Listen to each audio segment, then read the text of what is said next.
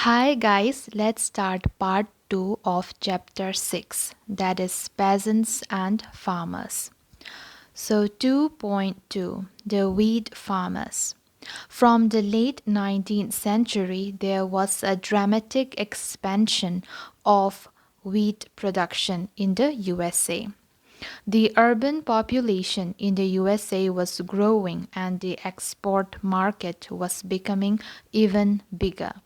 As the demand increased, wheat prices rose, encouraging farmers to produce wheat. The spread of the railways made it easy to transport the grain from the wheat growing regions to the eastern coast for export. By the early 20th century, the demand became even higher, and during the First World War, the world market boomed. Russian supplies of wheat were cut off, and the USA had to feed Europe. So, the supply from Russia was cut off, and USA had to feed Europe. US President Wilson called upon farmers to respond to the need of the time. Plant more wheat. Wheat will win the war, he said. We have a new figure, figure 9. A typical farming family on a Sunday afternoon. Picture taken in the Great Plains of Dakota in the first decade of the 20th century. And we have another figure. Figure 10. A walking plow, not the front resting on a small wheel. At the rear is the handle with which the plowman guided the plow. The plow was hitched to a team of oxen or horses.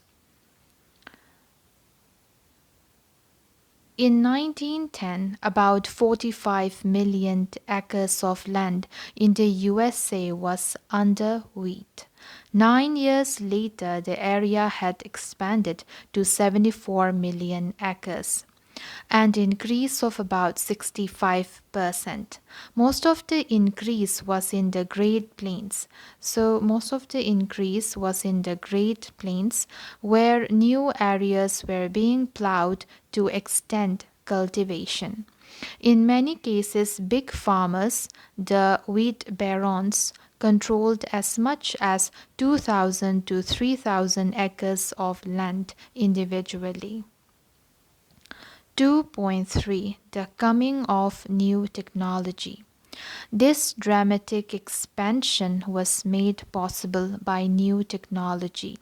Through the 19th century, as the settlers moved into new habitats and new lands, they modified their implements to meet their requirements.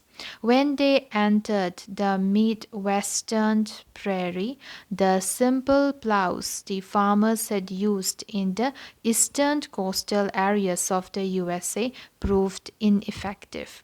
The prairie was covered with a thick mat of grass with tough roots. To break the sod and turn the soil over, a variety of new plows were devised locally. So, what happened is that a variety of new plows were devised locally, some of them 12 feet long.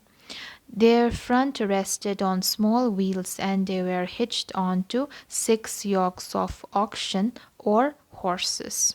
By the early 20th century, farmers in the Great Plains were breaking the ground with tractors and disc plows, clearing vast stretches for wheat cultivation. And we have another figure. Figure 11.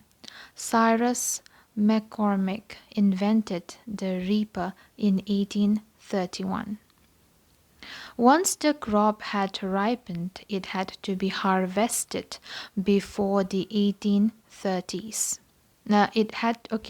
Once the crop had ripened, it had to be harvested. And before the 1830s, the grain used to be harvested with a cradle or sickle. At harvest time, hundreds of men and women could be seen in the fields. So hundreds of men and women can be seen in the fields cutting the crop. Okay, so we have some figures. So figure 12. The scythe was used for mowing grass before the mid 19th century. Then figure 13. Breaking plows before the age of mechanization. You can see the 12 plows hitched to a team of horses. Figure 14. So this is figure 14. Sitting with drills and tractors, a highland farm in North Dakota, 1910. Here you can see 3 drills and packers unhitched from the tractor. The drills were about 10 to 12 feet long, each with about 20 discs drilling the soil for seeding. Packers followed behind the disc covering the seeds with soil. You can see the vast seeded field extending into the horizon. And here's another figure. So this is figure 15, breaking the ground on the Great Plains in North Dakota. You can see a Minneapolis steam tractor pulling a John Deere plow with metal shears that cut into the ground. The plow could break the soil quickly and cut even strong grass roots effectively. Notice the deep furrows behind the machine and the unplowed land with grass on the left. Only big wheat farmers could afford these machines. So now they use machines. In 1831, Cyrus McCormick. So in 1831, Cyrus McCormick invented the first mechanical reaper which could cut in one day as much as 5 men could cut with cradles and 16 men with sickles. By the early 20th century, most farmers were using combined harvesters to cut grain. With one of these machines, 500 acres of wheat could be harvested in 2 weeks. For the big farmers of the Great Plains, these machines had many attractions. The prices of wheat were high and the demand seemed limitless. The new machines allowed these big farmers to rapidly clear large tracts, break up the soil, remove the grass, and prepare the ground for cultivation. The work could be done quickly and with a minimal number of hands. With power-driven machinery, 4 men could plow, seed, and harvest 2,000 to 4,000 acres of wheat in a season. 2.4 What happened to the poor? For the poorer farmers, machines brought misery. So, for the poor farmers, machines brought misery. Many of them bought these machines imagining that wheat prices would remain high and profit would flow in. If they had no money, the banks offered loans. Those who borrowed found it difficult to pay back their debts. Many of them deserted their farms and looked for jobs elsewhere. But jobs were difficult to find. Mechanization had reduced the need for labor, and the boom of the late 19th and early 20th centuries seemed to have come to an end by the mid 1920s. After that, most farmers faced trouble. Production had expanded so rapidly during the war and post war years that there was a large surplus. So, now there was a large surplus. Unsold stocks piled up. Storehouses overflowed with grain. So it overflowed with grain, and vast amounts of corn and wheat were turned into animal feed. Wheat prices fell and export markets collapsed. This created the grounds for the Great Agrarian Depression of the 1930s that ruined wheat farmers everywhere. Here is a figure 16, black blizzard in western Kansas, 14th April 1935. 2.5 Dust Bowl. The expansion of wheat agriculture in the Great Plains created other problems. In the 1930s, terrifying dust storms began to blow. So, terrifying dust storms began to blow over the southern plains. Black blizzards roll in, very often 7,000 to 8,000 feet high, rising like monstrous waves of muddy water. They came day after day, year after year through the 1930s. Here's a Figure 17, Drought Survivors, painted by Alexander Hogg. Hogg dramatized the tragic scenes of death and destruction that he saw in a series of paintings. Life magazine referred to Hogg as the artist of the Dust Bowl.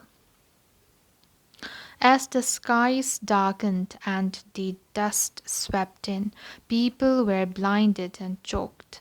Cattle were suffocated to death, their lungs caked with dust and mud. Sand buried fences, covered fields, and coated the surfaces of rivers till the fish died. Dead bodies of birds and animals were strewn all over the landscape. Tractors and machines that had plowed the earth and harvested the wheat in the 1920s were now clogged with dust, damaged beyond repair. What had gone wrong? Why these dust storms? In part, they came because the early 1930s were years of persistent drought. The rains failed year after year and temperatures soared. The wind blew with ferocious speed, but ordinary dust storms became black blizzards only because the entire landscape had been plowed over, stripped of all the grass that held it together. When wheat cultivation had expanded dramatically in the early 20th century, jealous farmers had recklessly uprooted all vegetation, and tractors had turned the soil over and broken the sod into dust. The whole region had become a dust bowl. The American dream of a land of plenty had turned into a nightmare. The settlers had thought that they could conquer the entire landscape, turn all land over to growing crops that could yield profits. After the 1930s, they realized that they had to respect the ecological conditions of each region. The Indian farmer and opium production. Let us now move to India and see what was happening in the Indian countryside in the late 18th and early 19th centuries. As you know, British rule was gradually established in India after the Battle of Plassey, 1757. Over the period of colonial rule, the rural landscape was radically transformed. The British saw land revenue as a major source of government income. To build the resources of the state, efforts were made to impose a regular system of land revenue, increase revenue rates, and expand the area under cultivation. So, what did the British officials do? To build the resources of the state, efforts were made to impose a regular system of land revenue, increase revenue rates, and expand the area under cultivation. As cultivation expanded, the area under forest and pastures declined. All this created many problems for peasants and pastoralists. They found their access to forest and grazing lands increasingly restricted by rules and regulations, and they struggled to meet the pressures of government revenue demand. In the colonial period, rural India also came to produce a range of crops for the world market. In the early 19th century, indigo and opium were two of the major commercial crops. So, what are the two major commercial crops? In the early 19th century, it is indigo and opium. By the end of the century, peasants were producing sugarcane, cotton, jute, wheat, and several other crops for export to feed the population of urban Europe and to supply the meals of Lancashire and Manchester in England. How did Indian cultivators respond to their entry into the modern world of international commerce and trade? Let us look at the history of one crop, that is opium, to get an idea of what colonial rule meant to peasants and how the market operated in the colonies. 3.1 A Taste for Tea, the Trade with China. The history of opium production in India was linked with the story of British trade with China.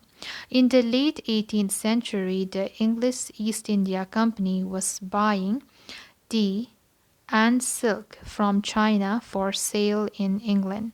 As tea became a popular English drink, the tea trade became more and more important. In 1785, about 15 million pounds of tea was being exported into England.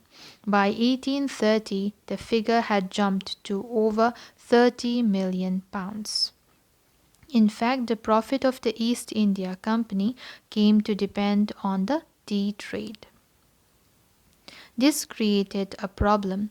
England at this time produced nothing that could be easily sold in China. So at that time, England produced nothing that could be easily sold in China. The Confucian rulers of China, the Manchus, were suspicious of all foreign merchants. So the Confucian rulers of China, the Manchus, were suspicious of all foreign merchants. They feared that the merchants would meddle in local politics and disrupt their authority. So the Manchus were unwilling to allow the entry of foreign goods. In such a situation, how could Western merchants finance the tea trade? How could they balance their trade? They could buy tea only by paying in silver coins. So they paid silver coins or bullion. This meant an outflow of treasure from England, a prospect that created widespread anxiety. It was believed that a loss of revenue would impoverish the nation and deplete its wealth. Merchants therefore looked for ways to stop this loss of silver. They searched for a commodity they could sell in China, something they could persuade the Chinese to buy. Opium was such a commodity. So, opium was such a commodity. The Portuguese had introduced opium into China in the early 16th century. Opium was, however, known primarily for its medical properties and used in minuscule quantities for certain types of medicines. The Chinese were aware of the dangers of opium addiction and the emperor had forbidden its production and sale except for medicinal purposes. But Western merchants in the mid 18th century began an illegal trade. So they began an illegal trade in opium. It was unloaded in a number of seaports of southeastern China and carried by local agents to the interiors. By the early 1820s, about 10,000 crates were being annually smuggled into China. 15 years later, over 35,000 crates were being unloaded every year. Here's some map. Figure 18, the triangular trade. So we have Canton, then we have London, then we have Calcutta. The British traders. The British traders took opium from India to China and tea from China to England. Between India and England, trade flowed both ways. By the early 19th century, exports of handlooms from India declined, while the export of raw materials, silk and cotton and food grains increased. From England, manufactured goods flowed into India, leading to a decline of Indian artisanal production. While the English cultivated a taste for Chinese tea, the Chinese became addicted to opium. So the Chinese became addicted to opium. People of all classes took people of all classes took to the drug. Shopkeepers and peddlers, officials and army men, aristocrats and paupers. Lin Jisoo, special commissioner at Canton in 1839, estimated that there were over 4 million opium smokers in China. So there were 4 million opium smokers in China. Figure 19, a ship arrives from China. This is a painting by Thomas Daniel, an English artist who came to India with his nephew William Daniel in 1786. The Daniels went first to China, stayed there for a while, and then sailed from Canton in South China to India. The ship in which they came was registered in an Indian port and was engaged in trade in eastern waters. The illegal trade in opium with China was carried on in such ships. So in these type of ships, the opium trade carried on illegally. We have source E.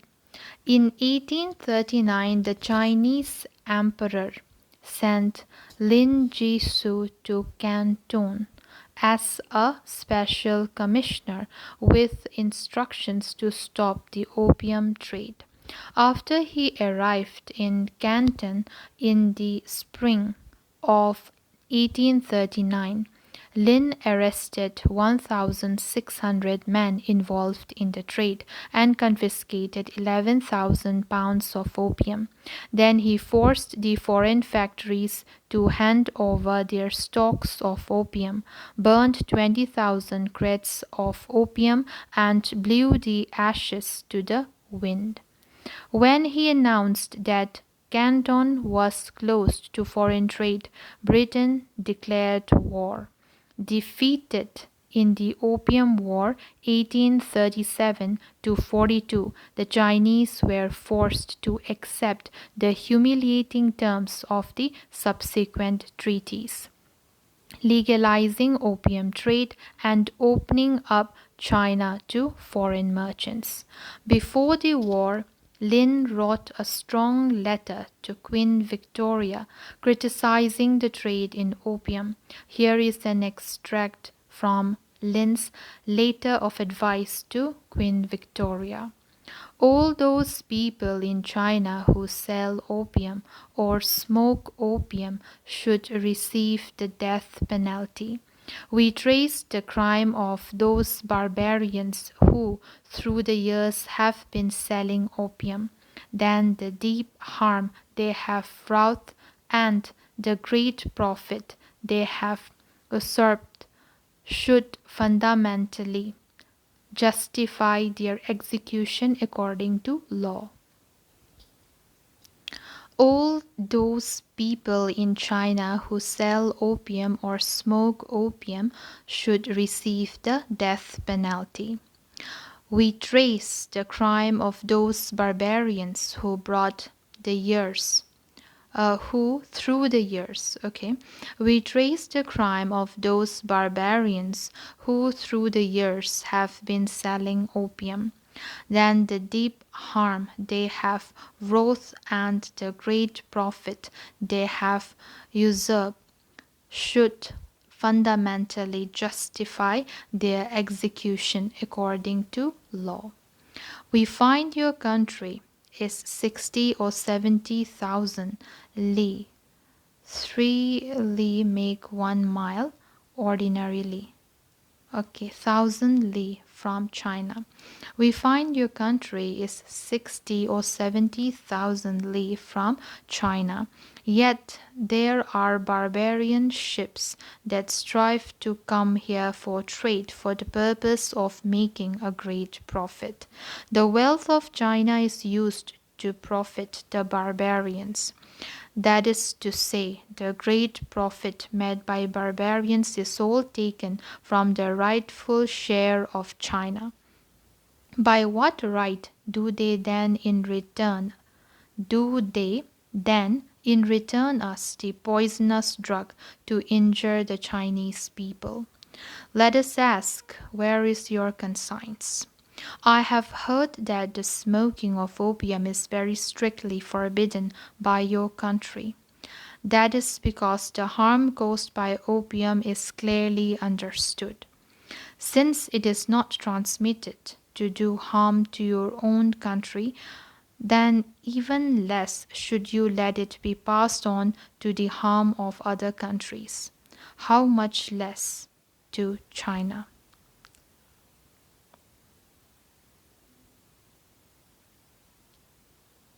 A British doctor in Canton put the figure at 12 million. As China became the country of opium addicts, British trade in tea flourished. The returns from opium sale financed the tea purchases in China. Where did opium come from? This is where the Indian peasants come into the story.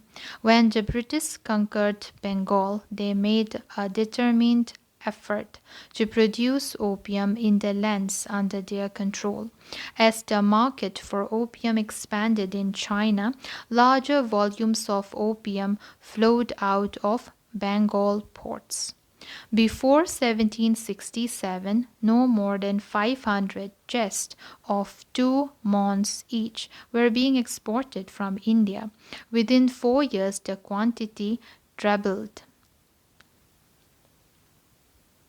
100 years later, in 1870, the government was exporting about 50,000 chests annually. Supplies had to be increased to feed this booming export trade. But this was not easy. How could the cultivators be persuaded to grow opium? For a variety of reasons, they were unwilling to turn their fields over to poppy. First, the crop had to be grown on the best land. Why they didn't want to grow poppy is that the crop had to be grown on the best land, on fields that lay near villages and were well manured. On this land, peasants usually produced pulses. If they planted opium on this land, then pulses could not be grown there, or they would have to be grown on inferior land where harvests were poorer and uncertain. Second, many cultivators owned no land. To cultivate, they had to pay rent and lease land from landlords, and the rent charged on good lands near villages was very high. So the rent charged on good lands near the villages was very high. And the third problem is that the cultivation of opium was a difficult process. The plant was delicate and cultivators had to spend long hours nurturing it. This meant that they did not have enough time to care for other crops. Finally, the price the government paid to the cultivators for the opium they produced was very low. It was unprofitable for cultivators to grow opium at that price. So the farmers or the peasants, they don't want to grow opium. Mond, a measure of weight. 1 mond is equals to 40 shares. 1 share is a little under a kg. 3.3. How were unwilling cultivators made to grow opium? Unwilling cultivators were made to produce opium through a system of advances. So, it was made to grow opium through a system of advances. In the rural areas of Bengal and Bihar, there were large number of poor peasants. They never had enough to survive. It was difficult for them to pay rent to the landlord or to buy food and clothing. From the 1780s, such peasants found their village headman, Mahato, giving them money advances to produce opium. When offered a loan, the cultivators were tempted to accept, hoping to meet their immediate needs and pay back the loan at a later stage. But the loan tied the peasant to the headman and threw him to the government. It was the government opium agents who were advancing the loan to the headman, who in turn gave it to the cultivators. By taking the loan, the cultivator was forced to grow opium on a specified area of land and hand over the produce to the agents once the crop had been harvested. He had no option of planting the field with a crop of his choice or of selling his produce to anyone but the government agent, and he had to accept the low price offered for the produce. The problem could have been partly solved by increasing the price of the opium. Yes, the problem could be solved by increasing the price of the opium, but the government was reluctant to do so. It wanted to produce opium at a cheap rate and sell it at a high price to opium agents in Calcutta, who then shipped it to China. This difference between the buying and the selling price was the government's opium revenue. The prices given to the merchants were so low that by the early 18th century, angry peasants began agitating for higher prices and refused to take advances. In regions around Banaras, cultivators began giving up opium cultivation. They produced sugarcane and potatoes instead. Many cultivators sold off their crop to traveling traders, paikars who offered higher prices. Here's a source. Source F. The deputy opium agent of Allahabad wrote in 1833. The board appears to think that the cultivators are not unwilling to cultivate. For 2 years past, I have had constant communications with the cultivators in some of the districts south of the Jumna and state positively the people are discontented and dissatisfied almost to a man.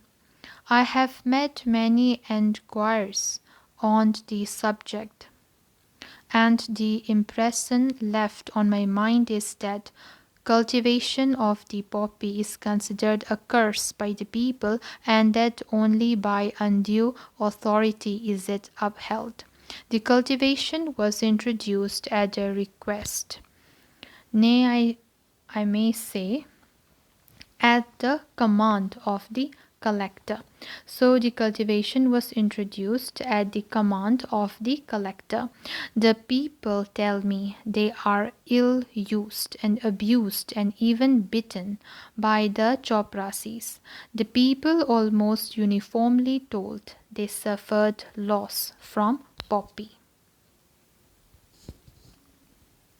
By 1773, the British government in Bengal had established a monopoly to trade in opium.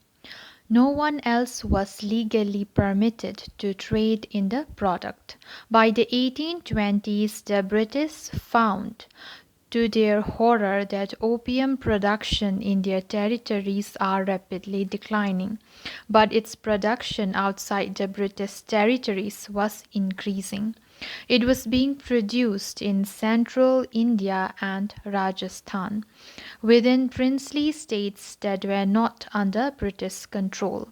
In these regions, local traders were offering much higher prices to peasants and exporting opium to China. In fact, armed bands of traders were found carrying on the trade in the 1820s. To the British, this trade was illegal. It was smuggling and it had to be stopped. Government monopoly had to be retained. It therefore instructed its agents posted in the princely states to confiscate all opium and destroy the crops. This conflict between the British government, peasants, and local traders continued as long as opium production lasted. We should not, however, think that the experiences of all peasants in colonial India were like those of the opium cultivators. We will learn about other experiences of peasants in colonial India in a later chapter. Conclusion. In this chapter, you saw how rural areas in different parts of the world changed in the modern period. While looking at these changes, we must remember that their pattern was not the same everywhere. All sections of rural people were not affected in the same way. Some gained, others lost. Nor was the history of modernization simply a glorious story of growth and development. It was also a story of displacements and impoverishment, ecological crisis and social rebellion, colonization and repression. So it was also a story of displacements and impoverishments, ecological crisis and social rebellion, colonization and repression. We need to look at these variations and strands to understand the diverse ways in which peasants and farmers confronted the modern world. Here's a figure 20. Packed chest of opium being taken to Ghazipur railway station in the 19th century. So that's all, guys. See you in my next video. Bye.